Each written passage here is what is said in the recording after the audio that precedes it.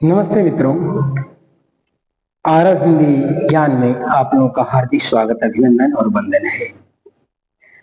मैं डॉक्टर आजाद सर।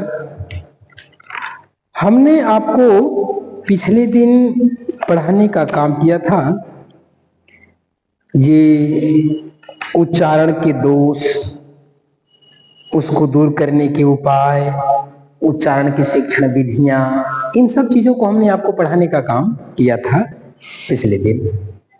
और आज मैं आपको पढ़ाने जा रहा हूं देवनागरी लिपि। ये आज का आपका टॉपिक होगा देवनागरी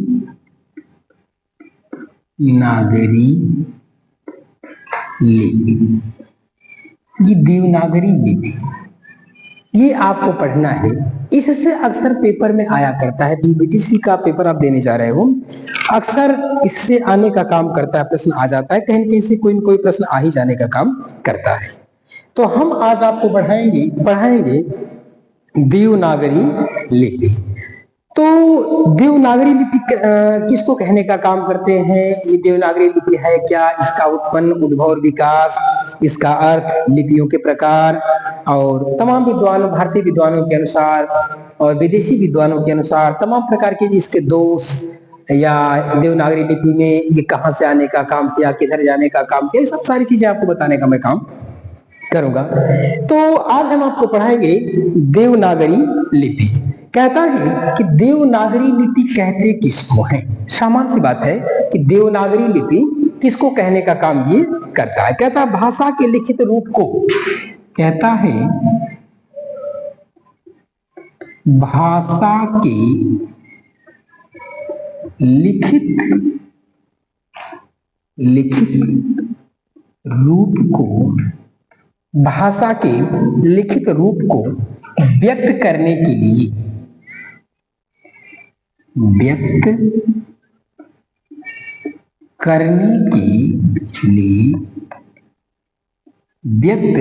करने के लिए चिन्हों का प्रयोग किया गया। चिन्हों का प्रयोग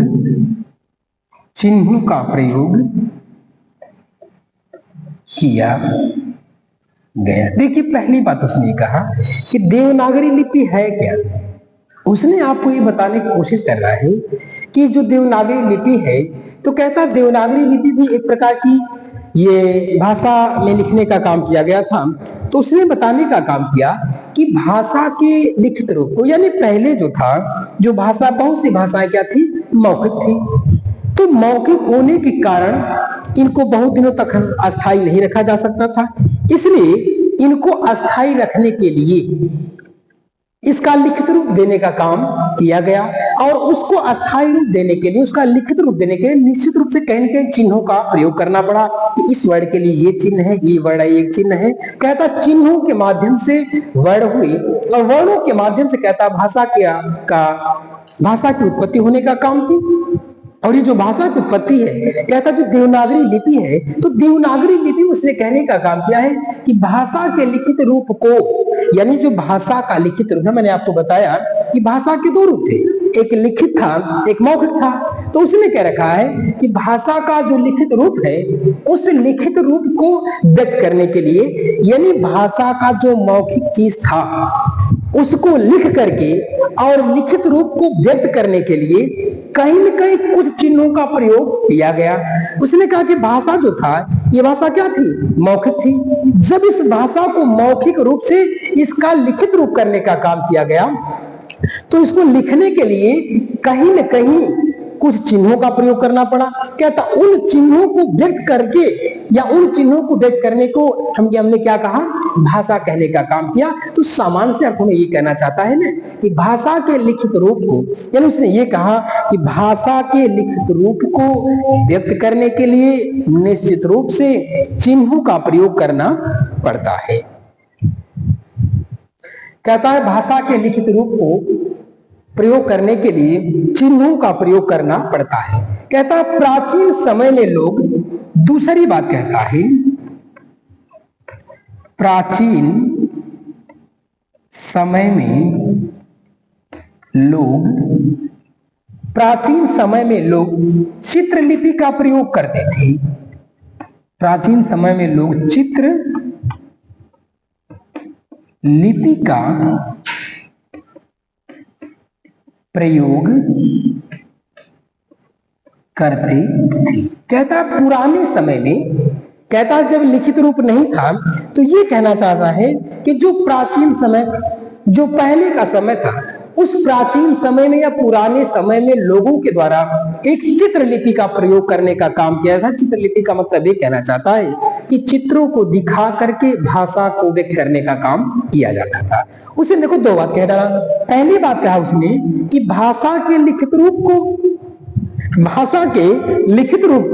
व्यक्त करने के लिए, भाषा के लिखित रूप को व्यक्त करने के लिए चिन्हों का प्रयोग किया गया, पहली बात। दूसरी बात कहने का काम करता है कि प्राचीन समय में यानी पुराने समय में लोग चित्रलिपि का प्रयोग करने का काम करते थे।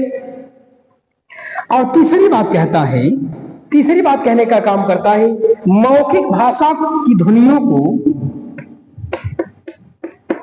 मौखिक भाषा की ध्वनियों को, मौखिक भाषा की ध्वनियों को संकेतबद्ध नहीं किया गया, संकेतबद्ध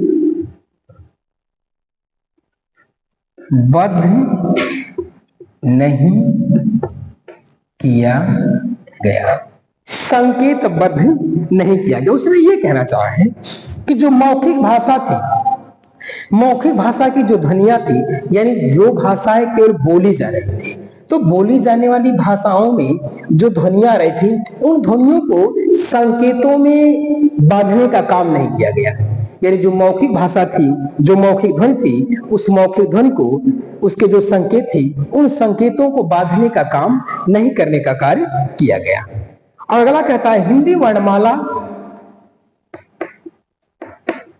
कहता हिंदी वर्णमाला, कहता है हिंदी वर्णमाला की लिपि, हिंदी वर्णमाला की लिपि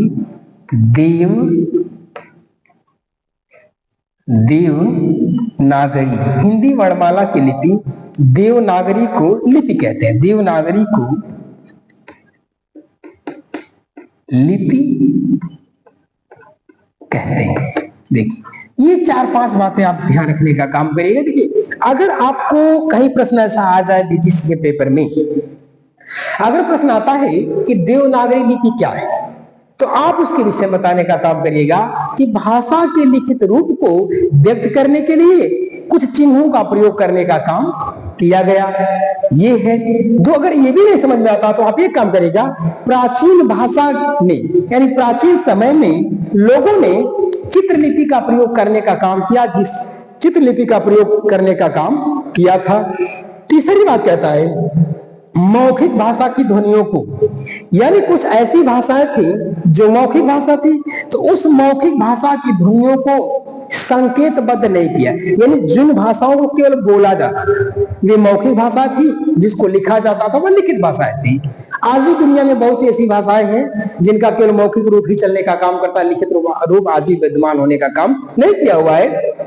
तो कहता है कि मौखिक भाषा की ध्वनियों को संकेतबद्ध नहीं किया, यानी जो मौखिक भाषा थी उस मौखिक भाषा को एक संकेत में बांधने का काम नहीं किया गया। वह जैसे पहले था वैसे आज भी होने का काम किया हुआ है, पहले भी मौखिक थी और आज भी मौखिक होने का काम की हुई है। और अगला कहता है हिंदी वर्णमाला की लिपि, कहता जो हिंदी वर्णमाला है, हम लोग जो हिंदी लिखने पढ़ने का काम करते हैं, ये हिंदी वर्णमाला की जो लिपि है, लिपि का मतलब जो लिखना, कहता इसी लिखने की क्रिया को हम क्या कहते हैं, लिपि कहते हैं या देवनागरी लिपि कहते हैं। यानी कहता है कि हिंदी वर्णमाला की लिपि देवनागरी है, हिंदी वर्णमाला की लिपि क्या है, देवनागरी है, और इसी को क्या कहते हैं, लिपि कहने का काम करते हैं। तो आज हमने आपको इस टॉपिक, अगर ऐसा प्रश्न आपको मिल जाए तो आप इन्हीं सब चीजों को लिखने का काम करिएगा कि भाषा के लिए यानी भाषा के लिखित रूप को व्यक्त करने के लिए कुछ चिन्हों का प्रयोग किया गया। पुराने समय में लोग केवल मौखिक भाषा का प्रयोग करने का काम करते थे, तो उसके बाद फिर चित्रलिपि का प्रयोग करना शुरू कर दिया लोगों ने। और आगे कहता है मौखिक भाषा की ध्वनियां जो भी थी, यानी भाषा दो तरह की थी, लिखित और मौखिक थी, तो जो मौखिक भाषा की ध्वनियां थी उन मौखिक भाषा की ध्वनियों को संकेत में बांधने का काम नहीं किया गया, यानी किसी चिन्ह में, किसी अक्षर में, किसी वर्ण में बांधने का काम न करने का काम किया गया। और अंतिम कहता है हिंदी वर्णमाला की, कहता है हिंदी वर्णमाला की जो लिपि है वह देवनागरी है, और इसी देवनागरी लिपि को हम क्या कहते हैं, लिपि कहने का काम करते हैं। तो ये आपका रहा आज का जो प्रश्न था कि देवनागरी लिपि, कि देवनागरी लिपि हम किसको कहने का काम करते हैं। तो इन्हीं सब चीजों को कहता है कि ये है देवनागरी लिपि। अगर आपके प्रश्न पेपर में ऐसा प्रश्न आने का काम करता है तो आपका उत्तर ये होगा। आप कम से कम शब्दों में ज्यादा ज्यादा चीजों को समझने का काम करें। अब मैं आपको बताऊंगा, अभी आपने पढ़ा देवनागरी लिपि, अब आप पढ़िए लिपि की प्रकार। आप जिस लिपि को पढ़ने का काम कर रहे हो इसके कितने प्रकार हैं? क्या लिपि एक ही थी कि लिपि कईयों थी, या हम जानते नहीं क्या है, उसको मैं आपको बताऊंगा। अगर पेपर में आपके आ जाने का काम करता है, हो सकता आ जाए कि लिपि के प्रकार, तो अगर ये पूछ दे कि लिपि कितने प्रकार की होती है, तो हमारे बहुत से भाई बहन ऐसे हैं तमाम लिपियों को नाम ले, जैसे रोमन को कह देते हैं, या तमाम प्रकार की लिपियों के नाम हैं, उनके नाम को ले लेने का काम करते हैं। अरबी लिपि को भी कह देने का काम करते हैं, या कभी कभी आपने गुजराती, तमाम प्रकार की चीजों को लोग कह देने का काम करते हैं। लेकिन मैं आज आपको स्पष्ट कर दूं कि जो लिपि का प्रकार होता है वो कितने प्रकार का होता है। तो देखो कहीं मिलता नहीं, बहुत कम मिलने का काम। मैं आपको बता दूं कि जो लिपि के प्रकार हैं, अगर आपको ये पूछे प्रश्न कि लिपि कितने प्रकार की होती है या लिपि कितनी होती है, तो आपका उत्तर होगा कि लिपियों के 3 प्रकार होते हैं। 3 प्रकार होते हैं। ये देखिए कहता है कितने प्रकार होते हैं लिपियों के, 3 प्रकार होते हैं। अब आपके अंदर एक और प्रश्न बना होगा कि जब लिपि तो एक ही हम जानते थे, या जब आपने ये कह दिया कि लिपियों के कितने प्रकार होते हैं, तो लिपियों के प्रकार जब आपने बताया 3 प्रकार हैं, तो सामान्य सी बात है वह 3 प्रकार की कौन कौन सी लिपियां हैं ये जानने का आपके अंदर आया होगा निश्चित रूप से, कि वह 3 प्रकार की कौन कौन सी लिपियां हैं। तो उसने ये कहना चाहे, पहली लिपि है अल्फाबेटिक लिपि। पहले कहता है अल्फाबेटिक लिपि। ये देखिए कहता, अगर आपको प्रश्न में ऐसा मिलता है कहीं भी, कि अगर आपका प्रश्न कभी ऐसा मिलने का काम करता है, तो आपका उत्तर होगा लिपि के प्रकार पूछता है या लिपि कितने प्रकार के होने का काम, अगर ऐसा कुछ पूछने का काम करता है तो आपका उत्तर होगा कि अल्फा। पहले तो मैंने बताया कि लिपियों के 3 प्रकार होते हैं। पहली बात है, पहली लिपि का नाम है अल्फाबेटिक लिपि, ये पहली लिपि है।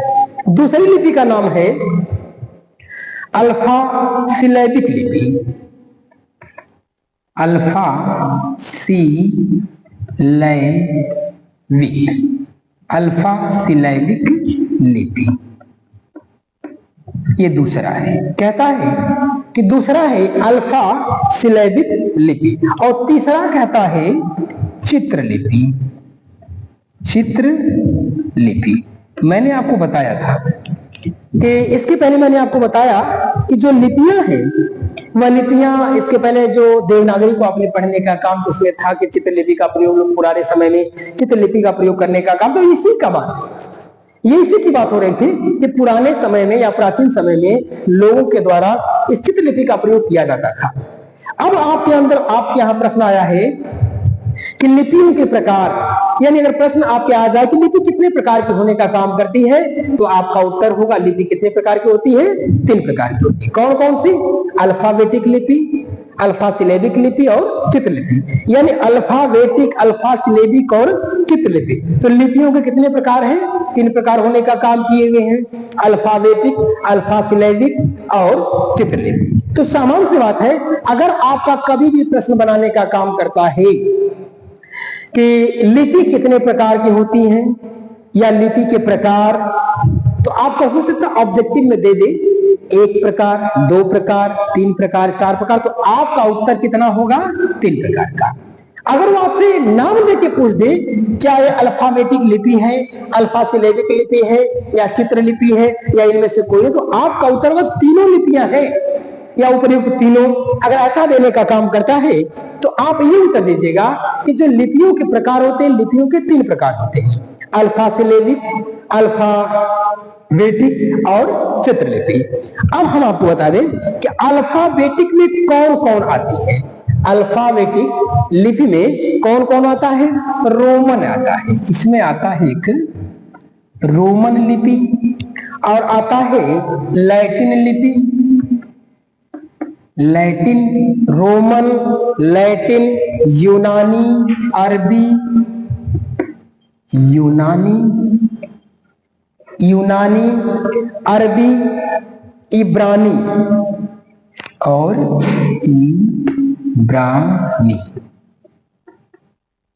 इब्रानी। ये देखिए, ये बताना चाहता है अगर आपसे प्रश्न वो पूछ दे कि लिपि कितने प्रकार की होती है, तो आपका उत्तर होगा कि लिपि 3 प्रकार की होती है।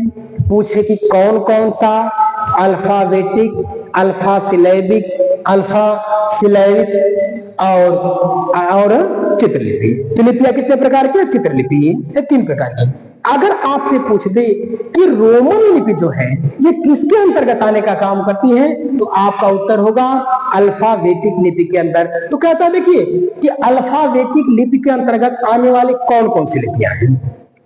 अल्फाबेटिक, ये अल्फाबेटिक लिपि के अंतर्गत आने वाली लिपियां, तो रोमन लिपि, लैटिन लिपि, यूनानी लिपि, अरबी लिपि और इब्रानी लिपि। अगर आपसे ऐसा प्रश्न हो सकता है, ये भी प्रश्न आपको दे दे, पूछ दे अगर आपसे कि लैटिन जो लिपि है ये किस लिपि की लिपि है, तो आपका उत्तर होगा अल्फाबेटिक लिपि का। आपने जाना कि लिपियां 3 हैं, अल्फाबेटिक, अल्फा सिलेबिक और चित्रलिपि। तो कहता अल्फाबेटिक लिपि में कितनी लिपियां होती हैं? 5 लिपियां, रोमन लिपि, लैटिन लिपि, यूनानी लिपि, अरबी लिपि और इब्रानी लिपि। ये रहा अल्फाबेटिक लिपि का। और दूसरा कहता है अल्फा सिलेबिक में कौन कौन लिपि आती है? देवनागरी लिपि, देवनागरी, अल्फा सिलेबिक में देवनागरी, ब्राह्मी, गुरमुखी, गुजराती,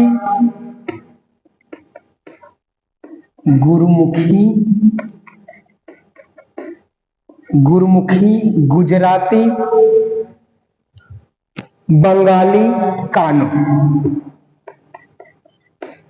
बंगाली, और कानो। यहां कर लो आप कानो। ये देखिए, अगर दूसरा उत्तर अगर आपसे पूछने का काम करता है, या हो सकता है पूछ दे कि देवनागरी लिपि किस लिपि की लिपि है, तो आपका उत्तर होगा अल्फा सिलेबिक लिपि का है। तो कहता है कि अल्फा सिलेबिक में कौन कौन लिपि आती है? कहता है देवनागरी लिपि आएगी, ब्राह्मी लिपि आएगी, गुरमुखी लिपि आएगी, गुजराती आएगी, बंगाली आएगी और कानो लिपि आएगी, और कानो लिपि आने का काम करेगी। और अगला कहता है चित्रलिपि में क्या है? चित्रलिपि क्या कहता है? ध्वन्यात्मक है। हाँ, ध्वन्यात्मक लिपि, अक्षरिक लिपि, ध्वन्यात्मक, अक्षरिक और संश्लिष्ट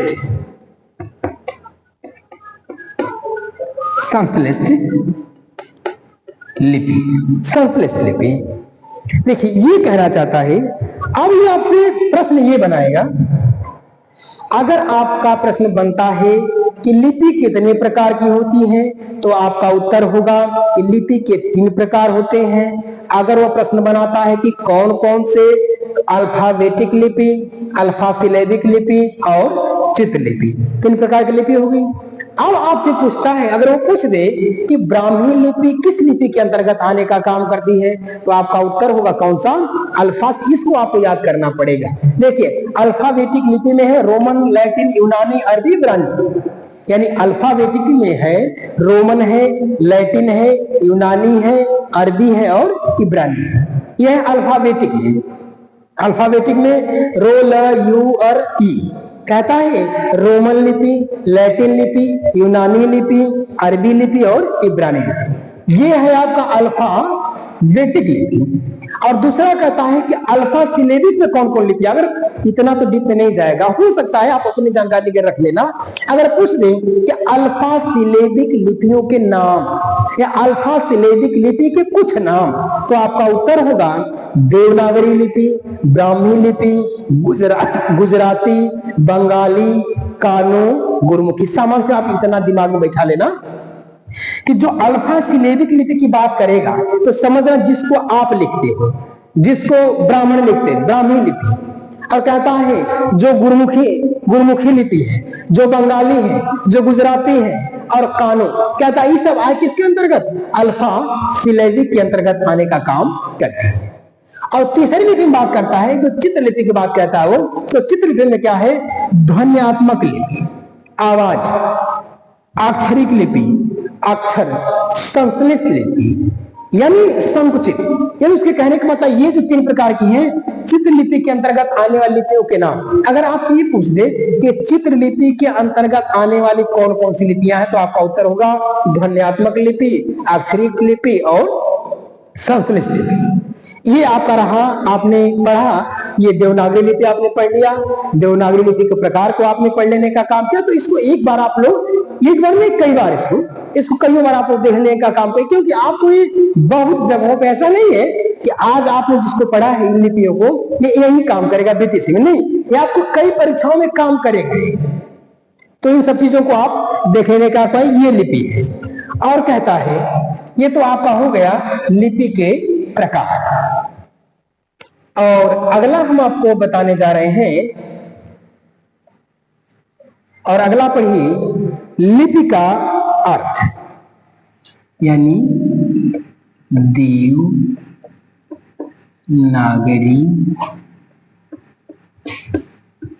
लिपि का अर्थ।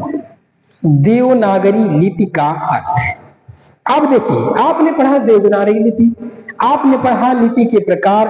अब मैं आपको बताने जा रहा हूं कि देवनागरी लिपि का अर्थ क्या होने का काम करता है।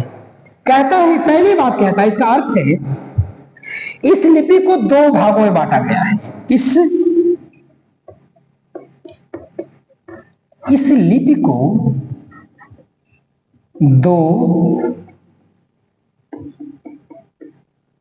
2 भागों